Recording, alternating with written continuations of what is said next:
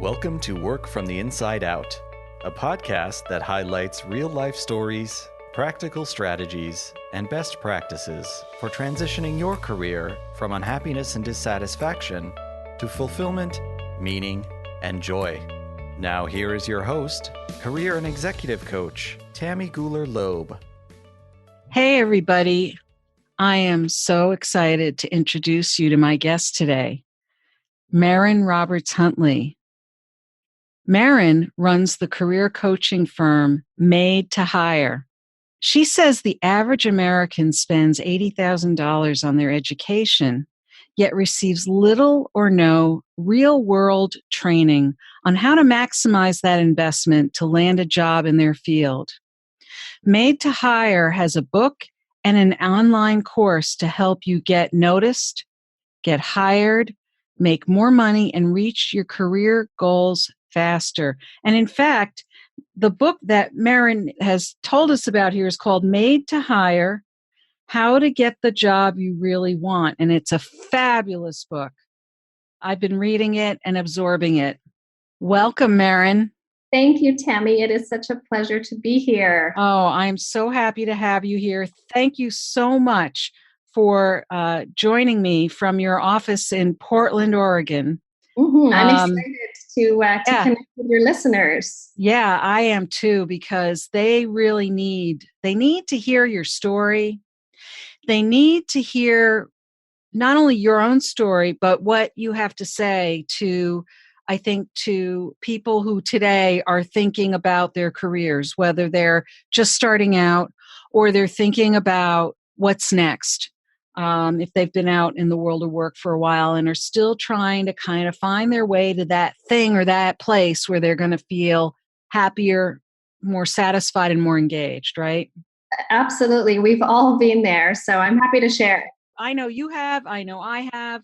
I know that you are originally from Canada and that you moved to the U.S. in 2004 and that your earlier background was in the sports world. But tell us about your earlier background and how that led you to where you are now, because I know you've been through some of your own transitions. I have. Yeah. Thank you for asking. So I grew up in Vancouver, Canada, and went to college in Montreal. You probably know of McGill University. Oh, yes, absolutely. Boston. Yep. And it was interesting because I got an undergraduate degree in sociology. And I think like many people, going off to college when you're 18, I didn't know what I wanted to do with my life, and I was okay with that.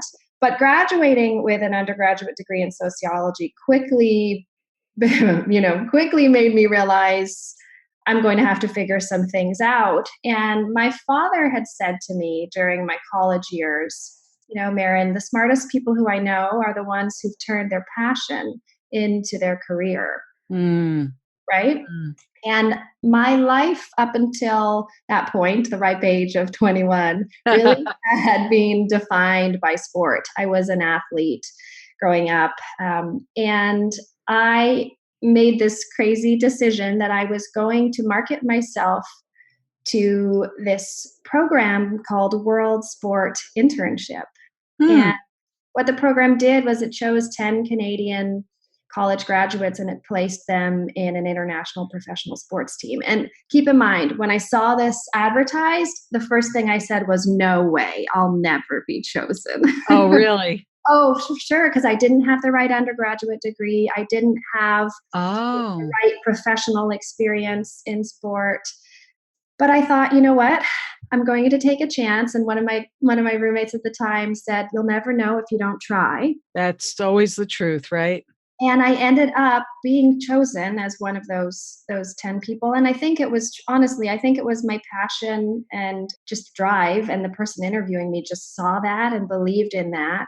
And so I moved from Montreal to Chicago. And that was really my first big job coming out of college. I worked in Major League Soccer for the Chicago Fire. And so that was a pretty big transition for me, which ultimately led to my career in the sports world. So I spent, I would say, 2 years doing different short-term contracts, as that one was in Chicago, trying different areas of the sports world, and really felt like it was the intersection of sports products and marketing. That was my sweet spot, was what really got me energized at that time. And so I decided to go after the big sports companies like Nike, Adidas. Oh, so more products rather than actual competitive teams. Exactly. And Tammy, it's crazy when I think back to that, because literally what I did was I called the companies and for real, I asked, because social media. You cold called. Yeah, I cold called and I asked to speak to the head of marketing. And just like that. I ended up with interviews at Adidas, at Puma, and at Reebok. And I ended up, right? So this is a good lesson just around how, whether it's going to be over email or over the phone, how if you've got 10 seconds, you have to know how to use them. I ended up taking a job in the Adidas world in Toronto, Canada, actually working on their, at the time they owned Salomon, which is a pretty popular ski and snowboard outdoor brand. So I ended up taking a job on that brand and did that for 2.5 years and absolutely loved it. But during that time, that sociology degree was kind of not proving to be as much as I needed to work in the business world, because I was starting to manage larger budgets and just realizing that I didn't have the quantitative skills that I was going to need if I wanted to continue this career in the sports world. And so I found out about this graduate program in Eugene, Oregon. And keep in mind, when you live in Eastern Canada, you have no idea what Eugene, Oregon is, where it is. And I found this MBA program at the University of Oregon, specializing in sports business. Oh, okay. And I thought, you know what? I'm going to try to get into it. And then I'm going to try to get into Nike, which I knew was 2 hours from where this master's program was located. And I did it, Tammy. I accepted to this master's program, and I moved to the US in 2004. And it was interesting, honestly, because as I resigned from my position within Adidas, I would say most people thought I was crazy. Why? I was already in, I was in a global sports company. I had they thought you were crazy to leave Adidas. Yeah, because I could have just kept moving up. But the thing was, I didn't feel like I had the skills to be successful. And it was like I was forecasting, into the future and knowing that this was going to become a big problem eventually. Yeah. Yeah. And so I moved to Eugene, and I spent 2 years getting my MBA there with the just hell-bent goal of getting in to Nike. And I think, having been at what they would call the number 2 in the sports world, I wanted the number 1. So there is something in here. I just want to interject for a minute, because I'm thinking, if someone's listening to this story so far, it almost sounds like there was like somebody sprinkled some fairy dust over you so far. You majored in sociology, you got into this somewhat competitive program right out of school that, you didn't even have the right major for. The program that got you into the working in Major League Soccer in Chicago, I'm guessing that program gave you some exposure to a variety of functional areas within, a major league, sports arena. And then you get this job with Adidas, after just calling marketing departments, and then you end up landing a job. It sounds like a little fantasy. And so I could see someone saying, oh, well, she was just lucky. But I'm guessing there's more to it than that. Thank you for stopping me, because the thing I think that made those transitions happen was hunger. Mm. And by that, I mean, at every step, it seemed crazy. Yeah. Right? It seemed impossible, but I said to myself, how can I actually do this? What is going to make me stand out? What is going to make someone want to give me a chance? Mm-hmm. And I think that that was the driving force, and just being authentic in telling my story. Mm-hmm. Because, we know whether it's getting a certain job or getting into, a college, yes, you have to have some basics. But beyond that, do people want to work with you? Do they want to be around you? Yes. Can you represent yourself well? And honestly, it was, I think it was getting good at using the 10 seconds. That I realized quickly at a young age was something that I needed to be able to do. And fast forwarding a long way, that is one of the key things that I do with my company Made to Hire now, is I help people get good at that, because it is so important. And would you say also that along with that, do you help people cope with, or I don't know, develop that thick skin to deal with rejection, right? Oh, So, Tammy. Let's talk about, we hear, oh, you made all these phone calls. We don't know how many, but I'm sure you'll tell us. Oh, she got a job with Adidas. It sounds like, snap, snap, she got the job. But I'm guessing that you got a lot of rejections along the way too, or that you had to deal with people hanging up on you or whatever, but something also propelled, you were very clearly very driven. You were also clear in your intentions of what you wanted to make happen. You were very, very focused. And I think that helps a whole lot. But I think that there are other things that you had to employ in the process to be able to keep going. So let me talk about that. And thank you for bringing that up, because there were a lot of struggles. And honestly, it is because I struggled so much that I wrote my book, Made to Hire. Okay. Because I don't want other people to have to struggle as much as I did. And probably one of the biggest struggles was, so I moved, as I said, I moved to Eugene to get that graduate degree so that I could get into Nike. At the end of my first year of grad school, I needed to get an internship, right, in the summer between first and second year. And there was only one internship that I wanted, right? Right. It was Nike. And so I applied and I got rejected. Tammy, let me tell you, I cried on my bed probably for a solid 2 days. Wow. Because I felt like I had failed.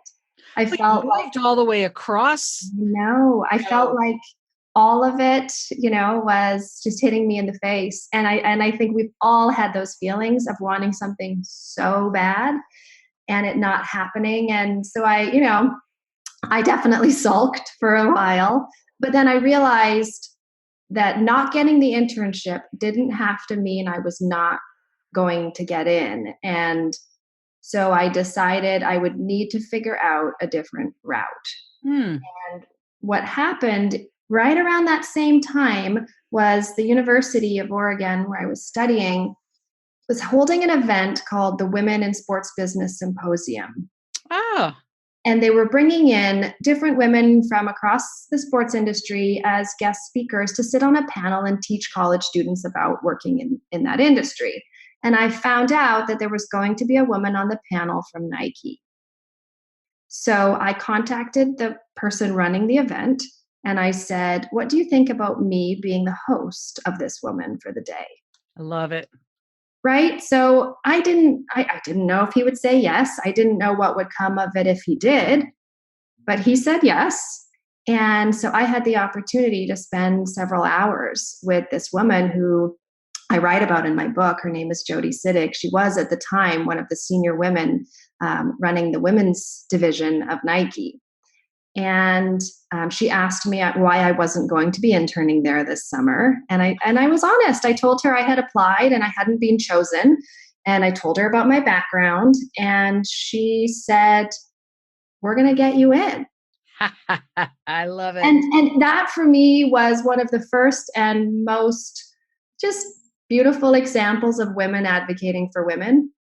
She she and I connected. We really got along. And she said, it's not going to be easy. And she said, Merryn, you're going to have to prove yourself. You're going to have to work for free in your second year while you're studying. You're going to have to drive from Eugene to Portland, 2 hours each way. I'm going to give you projects. If you prove yourself on these projects, I'll let you do, I'll introduce you to someone else. You can prove yourself to them, and so on and so forth. And Tammy, that's what happened. I did more projects than I can count for free while in grad school, driving 2 hours each way, to the point where, as I was approaching graduation, one of those people who I had done a project for said, I'd actually like to pay you to do a project, which was amazing. As graduation neared, a couple positions opened up that interested me. One of them was in a department that woman, Jody Siddig, used to run. And the other one was in a department that I had done a project for. And so that networking, that really putting myself out there and busting my butt for free, right? Yeah.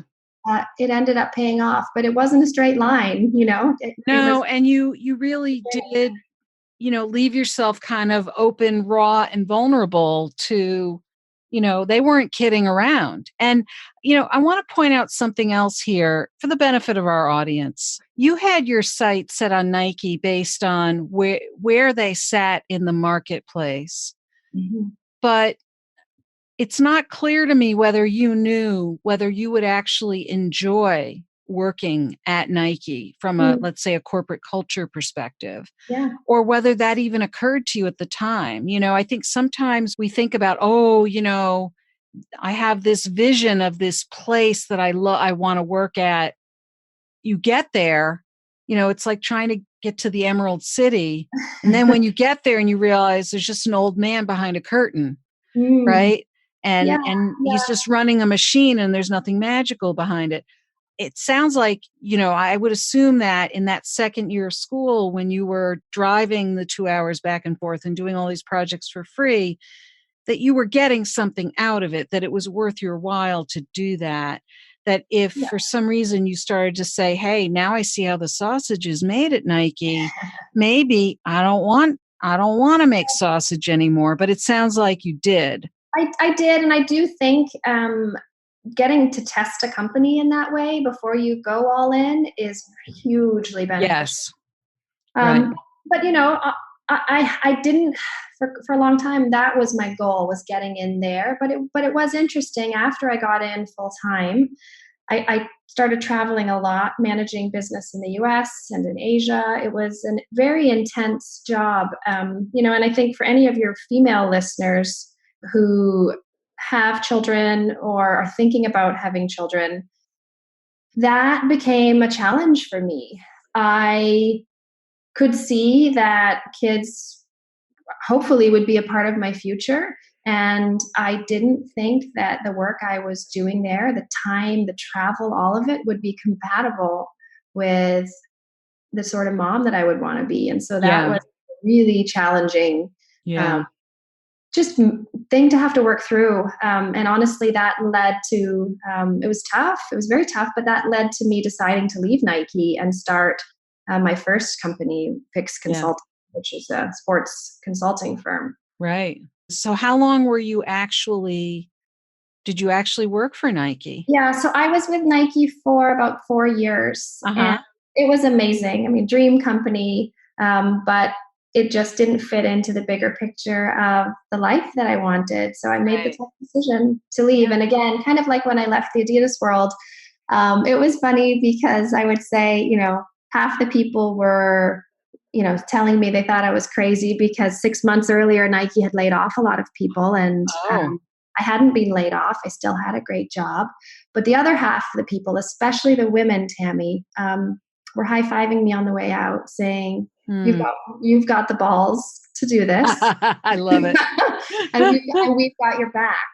And by that, they meant that they were going to help me meet, build my network and build clients. And again, just a really awesome supporting women moment. So I went into consulting and ended up, I have 3 kids now and have had a great consulting career. But it was interesting because I started teaching back in 2010 at the University of Oregon, which is kind of ironic how life goes full circle. Yeah. And then was asked to actually be on a team starting in 2014 to create a new master's program at the university. And I now teach for that program as well, which is a master's in sports product management. But it was interesting, Tammy, because being asked to teach, I was asked to build a course, a marketing strategy course. Okay. And I said to the university, I would love to do that. And I'm flattered that you're asking me to do that. But I'm not going to do that unless you also let me build curriculum around how to market yourself. Ooh. Because we can't put more people out into the marketplace looking for jobs who don't see themselves as their own brand and who don't know how to manage themselves in that journey. And honestly, that was where I feel like I ended up finding my true professional purpose. Yeah. Which is to help other people reach their goals. And what ended up happening was I developed this curriculum for the University of Oregon around personal branding, telling your story, how to interview effectively, kind of the full gamut of career success. Yeah. And my students were so kind and just huge advocates for me. They said, Merryn, more people need this. You can't keep this limited to the University of Oregon. And that led to me starting Made to Hire back in 2017 and releasing my online course and then releasing my book earlier this year. And honestly, I'm just humbled and flattered to get to help people. We all have a journey that's full of ups and downs. And, I'm doing this to hopefully help other people just not go through so many of the downs, Yeah. And so are you still doing some of the marketing consulting as well? Or are you really more dedicated to the Made to Hire part of your business now? Made to Hire takes up most of my time. Well, you also have 3 children, let's be clear. I think they're 3 children, age 7 and younger at this point. Yes. Yeah. So that's pretty busy. It's busy. So yeah. I love working with people and working with groups. I do everything from individual career coaching to I go into companies and work with groups of people on professional development. So it's just an absolute blast. And, I think when you find something that you love doing, it doesn't feel like work. I know the feeling. Yeah. It's great. So I love the story of how you moved yourself through your career and then developed into, a marketing professional, and then took that marketing background into how you market yourself as a professional and how that has now morphed into helping other people market themselves, in ways so that they can develop their own career. So it really kind of blends and flows. And you're right, it isn't really a straight line. And yet it makes so much sense. Thank you. Well, everything that I teach about in my book and my online course, I struggled with. And I figured it out. I studied it. In particular, I remember whenever in school or in my early career days, whenever I had to speak publicly, even just sitting, at a round table and having to, share some information in a meeting or in a class, my face would go bright red. I would sweat. And, Tammy, it is so cool now because I teach people how to handle those situations. And the fact that I was them, I was so nervous. I get it and I know how to help them work through it. And that's what my book and my course are all about, which is, gosh, it's not easy building a successful career or figuring out what career you want. Right. And I struggled with almost every step along the way. And I want to help people get over those humps and find an easier way and truly believe in themselves and potential. Well, that's key, is believing in yourself. And I think the other thing here that you just touched on is,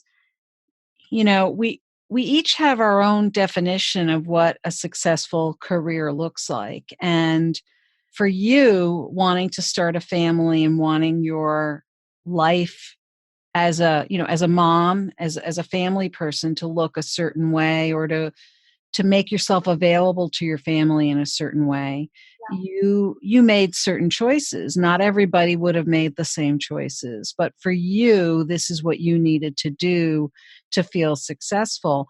I mean, it's possible that you could have, chosen another path from, even if you had to leave Nike, or maybe find another role at Nike that didn't require you to travel so much, or, like there could have been a number of other choices you could have made. Yeah. And again, it's not right or wrong. It's just you chose a more entrepreneurial path at that point, right?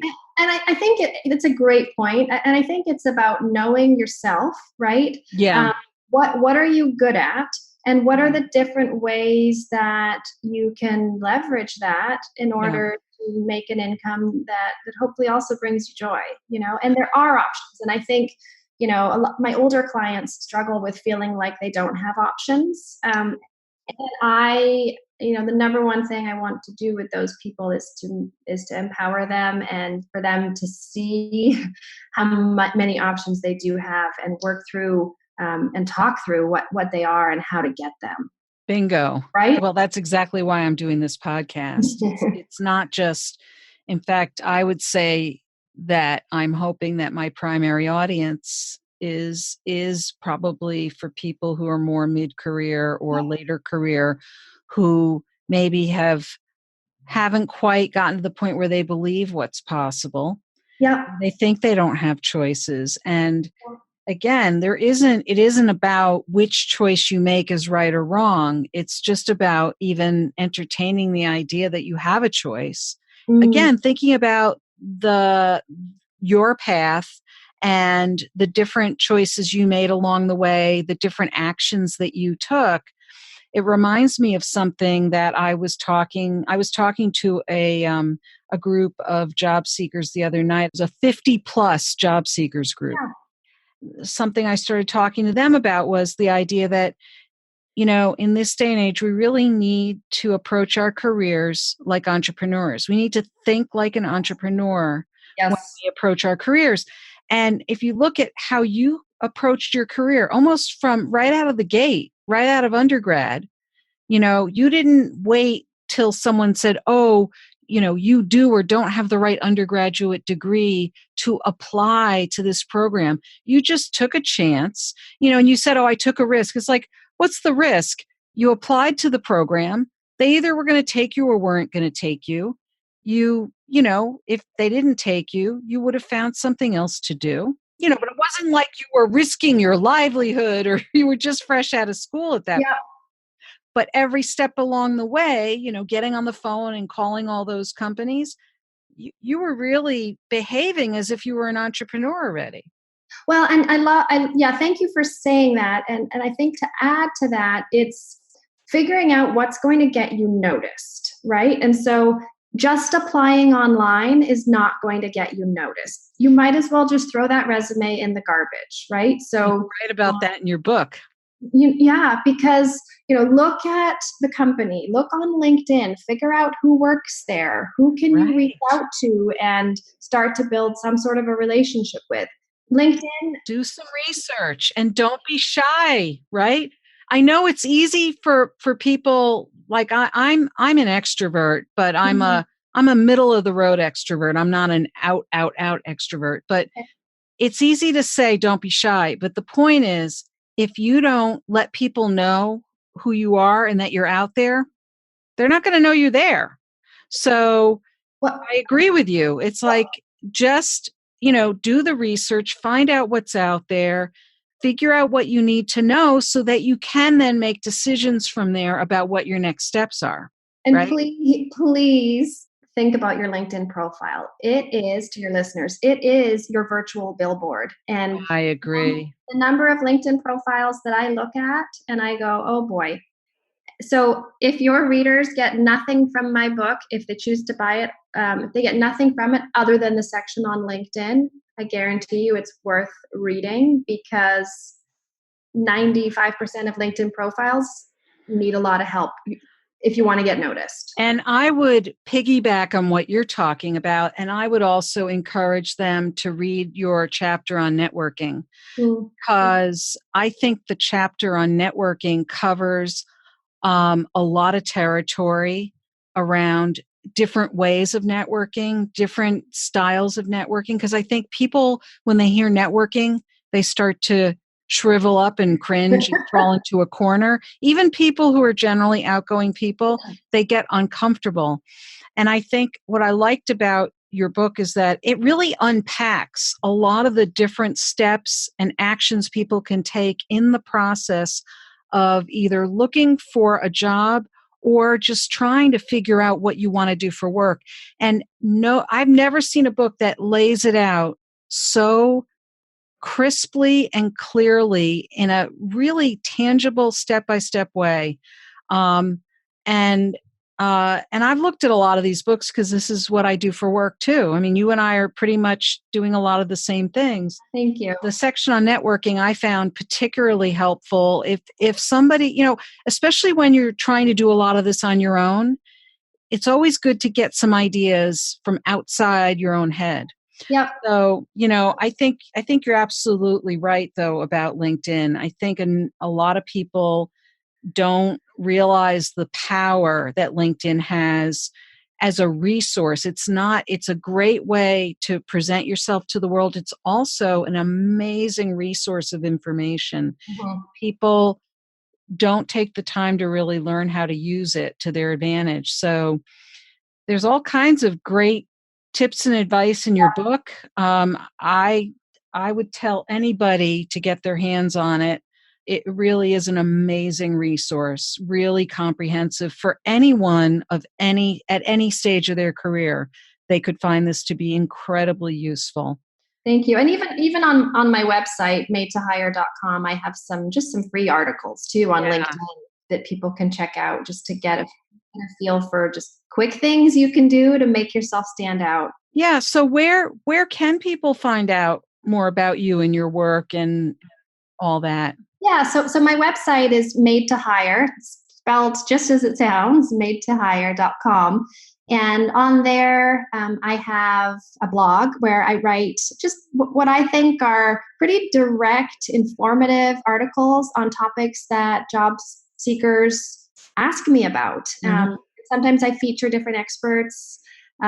It's just a fun place for me to help people. So my blog is there. You can learn about my book there or my online course.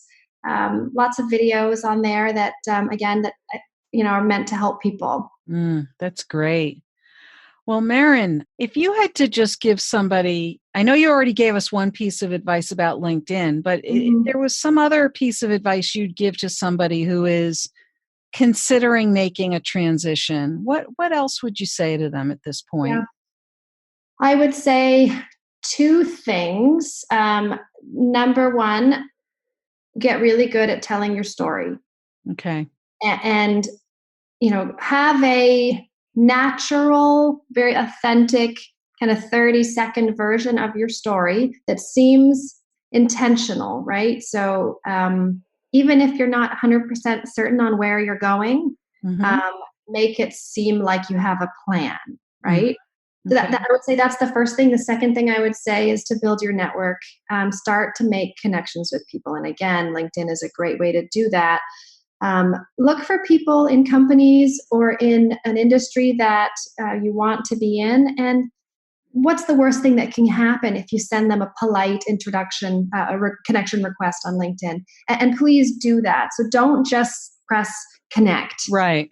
Actually click personalize the connection request and include a little note that says, hey, Steve, noticed your background, really impressed with the career that you've had. Could I steal 5 minutes from you on the phone? Right.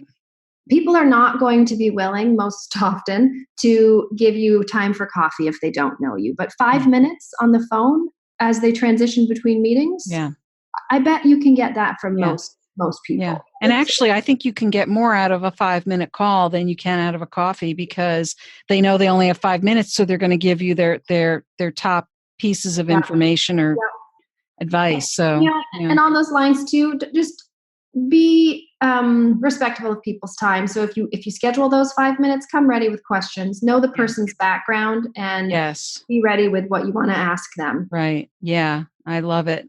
Well, this has been great, Merryn. I really appreciate your time today. And I can't say enough great things about your book, Made to Hire, How to Get the Job You Really Want. I really encourage people to get their hands on it. Check out Merryn's online course as well if you're in the process of looking for what's next for you. And thank you again for being here today. Thank you, Tammy. My book is actually for sale on Amazon right now. I noticed the other day they have they have it on sale, so it's a good chance to get it if you're interested. And thank you for having me. You are just so great at what you do, and I'm honored to join your podcast this week. Oh, thank you. Yeah. All right. It's been a pleasure talking to you. I hope you enjoyed my interview with Merryn Roberts-Huntley. It was so inspiring to speak with her and learn from her example of being clear about what she wanted at each stage of her career and how she navigated the terrain to get where she wanted to be. Pretty remarkable, if you ask me. What is your key takeaway from our conversation? Is there something you'll put into action that you'll benefit from for years to come? Share what resonated with you in the show notes at workfromtheinsideout.com. Look for episode 036. That's also where you'll find all the links and resources from today's podcast. Are you thinking about what's next for you? Ready to consider your options or begin a process of exploration to get the clarity, energy, and plans you need to move forward? I am piloting a small group for 4 to 6 professional women who are curious, willing, and ready to engage in a 3-month program that offers the information, inspiration, and support you need to get where you are going next. Cohorts are beginning in mid-September 2019, and there is still room if you'd like to join us. By the completion of the group, you will be refreshed and ready to take on new endeavors. Are you interested? Do you have questions? Please contact me through my website or via email, and we will schedule a conversation to explore the possibilities. If you were inspired by this episode with Merryn, please share it with your friends and colleagues, and don't forget to subscribe so you don't miss next week's show. Remember, subscribing is always free. Are you enjoying the podcast? I'd love to read your review on Apple Podcasts. It's easy to find my page at tammygulerloeb.com/Apple. Thanks so much for listening. And remember, it's never too late or too impossible to increase your sense of fulfillment and satisfaction in your work and other meaningful activities. Let me know how it's going for you. And who knows, maybe you'll be my next interview on this podcast. Bye for now. Thank you for listening to the Work from the Inside Out podcast. For more information, you can find us at www.workfromtheinsideout.com.